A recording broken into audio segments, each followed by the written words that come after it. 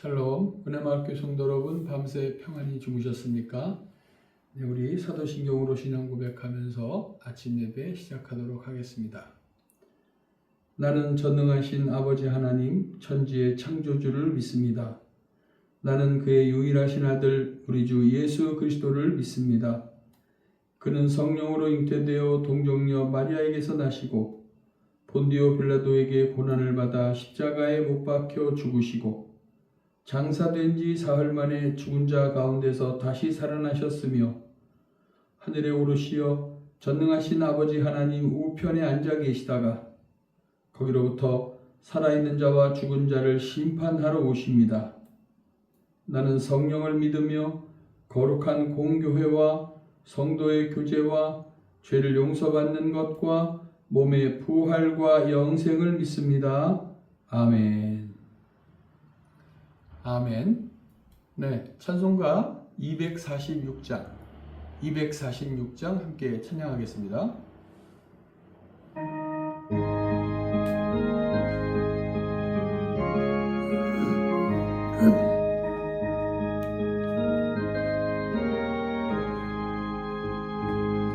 나 가난 땅 귀한 성에 들어가려고 내 무거운 짐 벗어버렸네.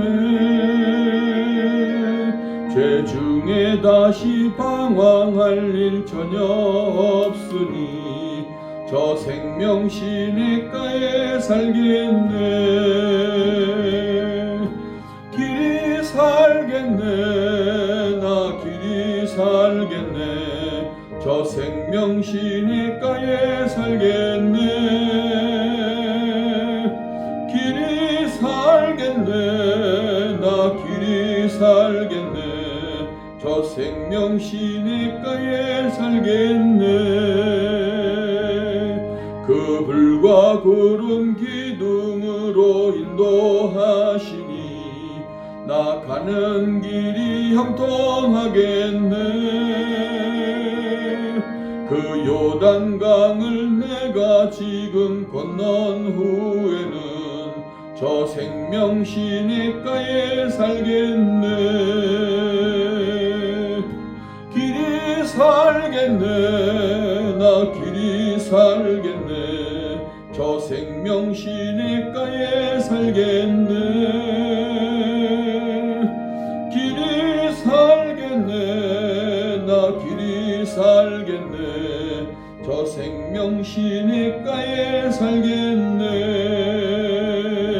내 주린 영원 만나로서 먹여주시니 그 양식 내게 생명 되겠네.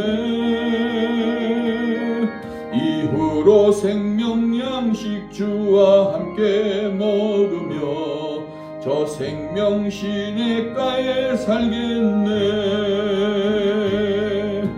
길이 살겠네. 나 길이 살겠네. 저 생명 시냇가에 살겠네. 길이 살겠네. 나 길이 살겠네. 저 생명 시냇가에 살겠네.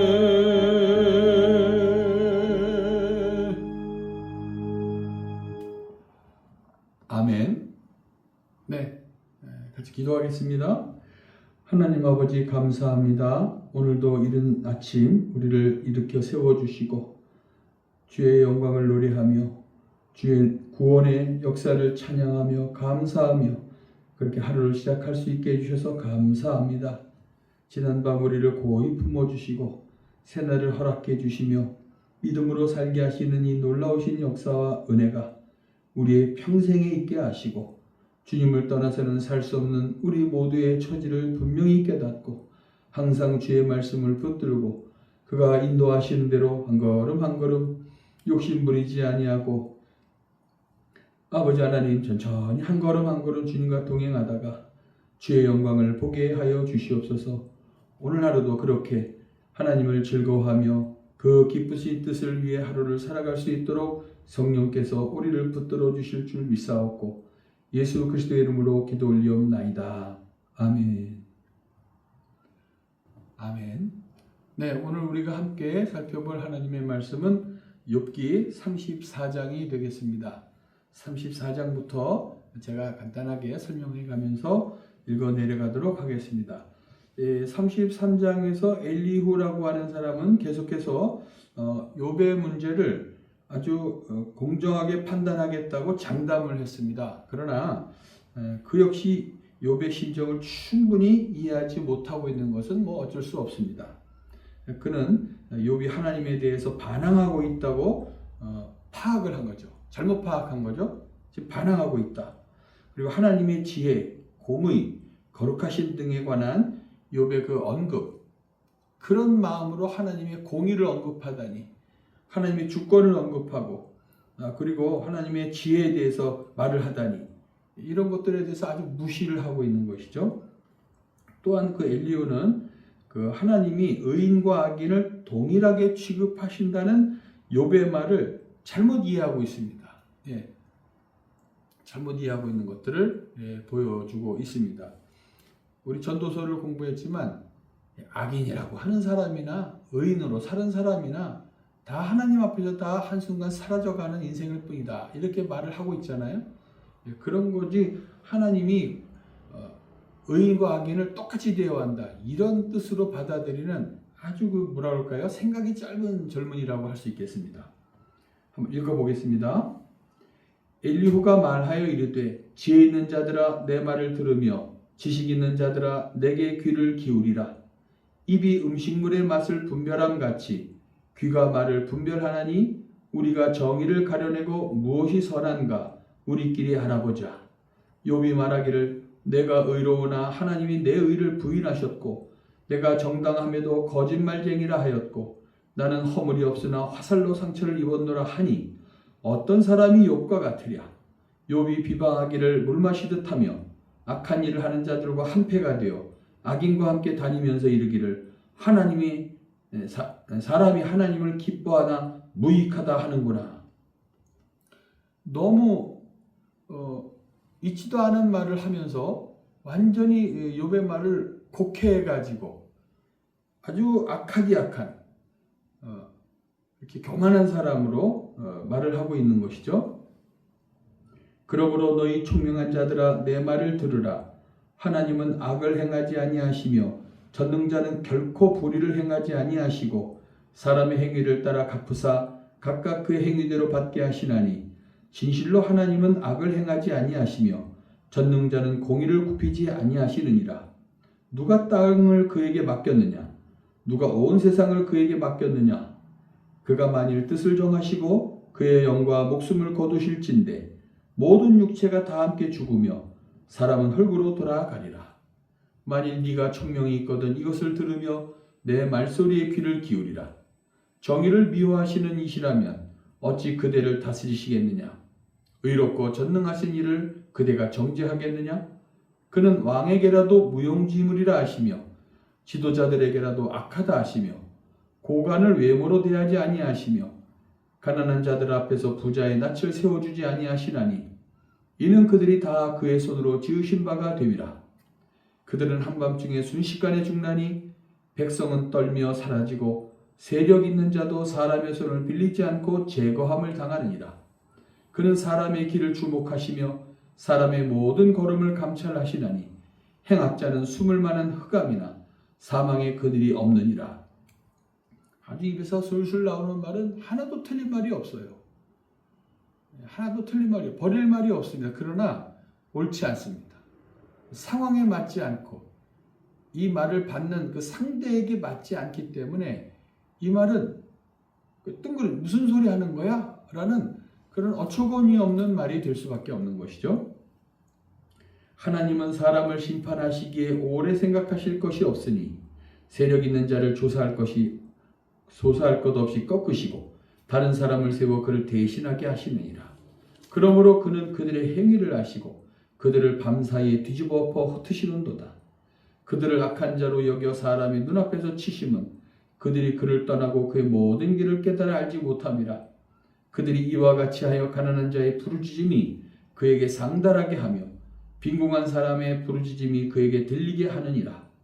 주께서 침묵하신다고 누가 그를 정죄하며 그가 얼굴을 가리신다면 누가 그를 비울 수 있으랴.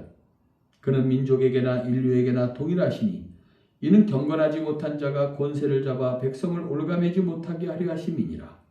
그대가 하나님께 아뢰기를 내가 죄를 지었사오니 다시는 범죄하지 아니하겠나이다. 내가 깨닫지 못하는 것을 내게 가르치소서. 내가 악을 행하였으나 다시는 아니하겠나이다 하였는가? 하나님께서 그대가 거절한다고 하여 그대의 뜻대로 속전을 치르시겠느냐?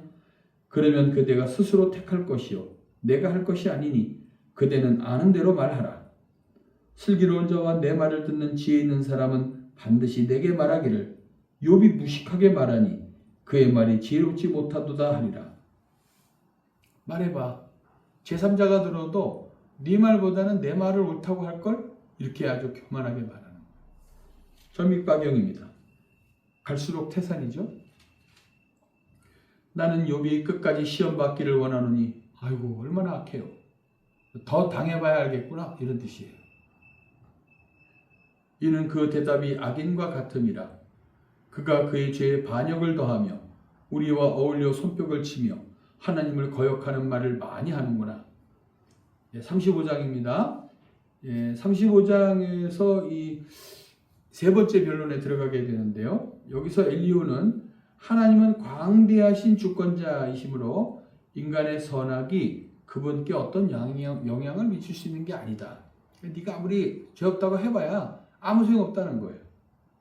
이게 위로를 하겠다고 온 사람의 태도인지 도저히 알 수 없는 것이죠. 그리고 그 엘리후는 욥이 자신의 온전함을 내세운 부분에 대해서 나는 온전하다 하는 그런 부분에 대해서는 하나님의 주권적인 섭리로서 반박하고 있고요. 그리고 욥의 고난에 대해서는 교만과 죄악의 탓으로 돌리는 이 전에 세 친구하고 별다를 게 없을 뿐 아니라 더 심해지는 거예요.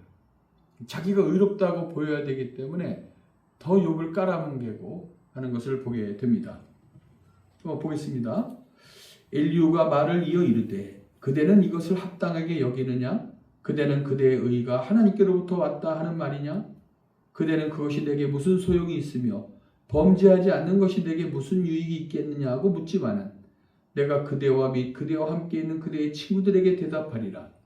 그대는 하늘 우러러보라. 그대보다 높이 뜬 구름을 바라보라. 그대가 범죄한들 하나님께 무슨 영향이 있겠으며 그대의 악행이 가득한들 하나님께 무슨 상관이 있겠으며 그대가 의로운들 하나님께 무엇을 드리겠으며 그가 그대의 손에서 무엇을 받으시겠느냐? 그대의 악은 그대와 같은 사람에게나 있는 것이요 그대의 공의는 어떤 인생에게도 있느니라. 사람은 학대가 많음으로 부르짖으며 군주들의 힘에 눌려 소리치나 나를 지으신 하나님은 어디 계시냐고 하며 밤에 노래를 주시는 자가 어디 계시냐고 말하는 자가 없구나. 땅의 짐승들보다도 우리를 더욱 가르치시고 하늘의 새들보다도 우리를 더욱 지혜롭게 하시는 이가 어디 계시냐고 말하는 이도 없구나. 그들이 악인의 교만으로 말미암아 거기에서 부르짖으나 대답하는 자가 없음은 헛된 것은 하나님이 결코 듣지 아니하시며 전능자가 돌아보지 아니하심이라. 하물며 말하기를 하나님은 배울 수 없고 이래 판단하심은 그 앞에 있으니 나는 그를 기다릴 뿐이라 말하는 그대일까 보냐. 그러나 지금은 그가 진노하심으로 벌을 주지 아니하셨고 악행을 끝까지 살피지 아니하셨으므로 욥이 헛되이 입을 열어 지식 없는 말을 많이 하는구나. 네, 이렇게 얘기하면서 더욱더 이 엘리후는 자기가 이 논쟁을 끝내야 된다는 강박에 휘달리는 것 같아요. 그러다 보니까 이 말 저 말 다 끌어와가지고 어떻게든지 욥을 죄인으로 만들어서 꿇어가지고 자백을 하게 만들려는 그런 성향이 앞에 세 친구들보다 더 심해지는 것을 보게 되죠. 우리가 전에 우리 창세기도 보면 소돔과 고모라가 망했죠. 하나님의 심판을 받았습니다. 죄악이 관영했기 때문이에요. 소돔과 고모라가 아주 죄가 관영했다. 근데 우리는 그것을 동성연애자들 때문에 그렇다. 이게 딱 고정이 돼 있어요. 아주 그 소돔과 고모라의 동성애가 아주 편만해가지고 그것이 하나님께 상달됐다 이렇게 생각을 하고 동성애를 하는 사람만 죄인이다 이렇게 동성애만 동성애자들만 그 죄인입니까? 거짓말하고 착복하고 또 음란하고 탐욕스럽고 하는 것들은 죄가 아닌가요? 모든 면에 죄가 관영했다는 뜻이에요. 그 동성애는 하나의 증상일 뿐입니다. 동성애를 했기 때문에 죄가 있는 게 아니고 죄인들이기 때문에 그런 일들이 일어나는 거예요. 거기에는 우리도 예외가 없습니다. 너는 그거 했기 때문에 너는 죄인이야 하고 손가락질을 하게 되죠. 그럼 하나님은요, 너는 죄인이 아니냐 이렇게 물으시면 어떡할 거예요? 그 함부로 얘기를 해서는 안 돼요. 너는 이제 심판받고 지옥 갈 거야. 그러면 손가락 4개는 3개는 나를 향해 손가락 3개는 거짓말한 죄, 게으른 죄, 하나님의 말씀 따라 순종하지 아니한 죄는 동성애자하고 똑같은 겁니다. 그런 마인드가 그런 마음의 바탕이 예전부터 이렇게 쭉 흘러내려오는 거예요. 욥기를 보면서 저는 모골이 성연해집니다. 소름이 돋아요. 아, 조심해야 될 게 많구나. 하나님과 관계를 가지고 살아가는 사람으로서 그리스도인으로서 하나님의 자녀로서 조심해야 되는구나. 이거 아주 얼마나 잔인하고 혹독한 비판을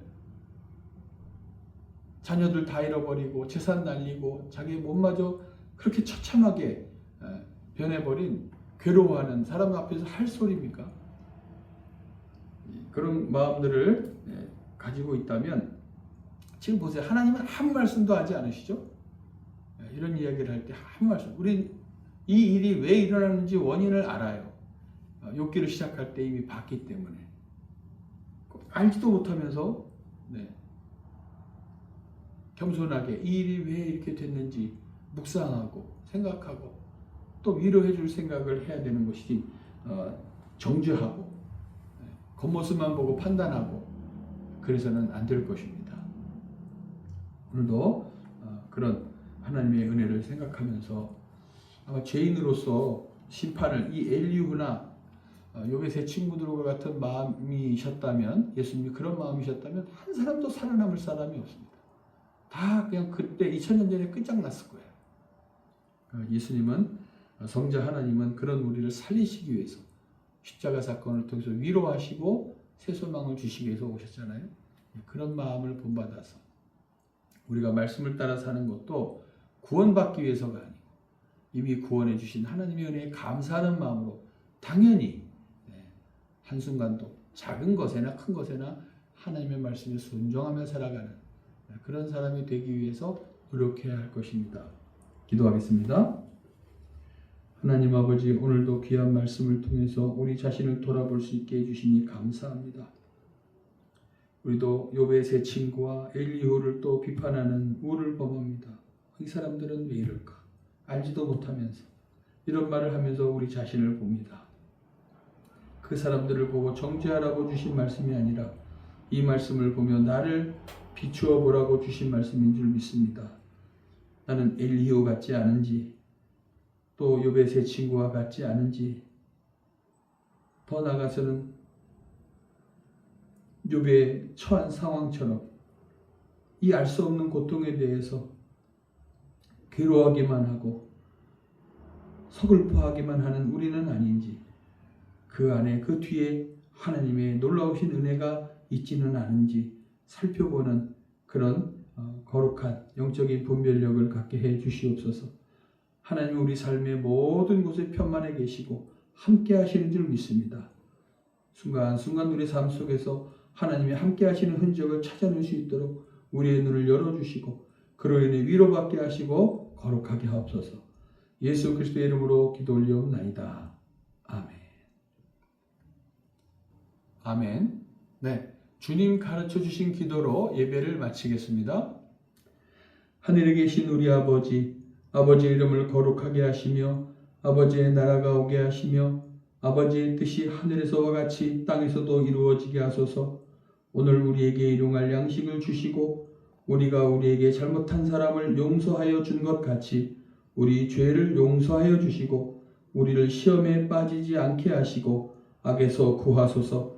나라와 권능과 영광이 영원히 아버지의 것입니다. 아멘. 아멘. 네, 예배를 모두 마쳤습니다. 오늘 하루도 건강하고 소망이 넘치는 하루가 되시기를 바라겠습니다. 수고하셨습니다.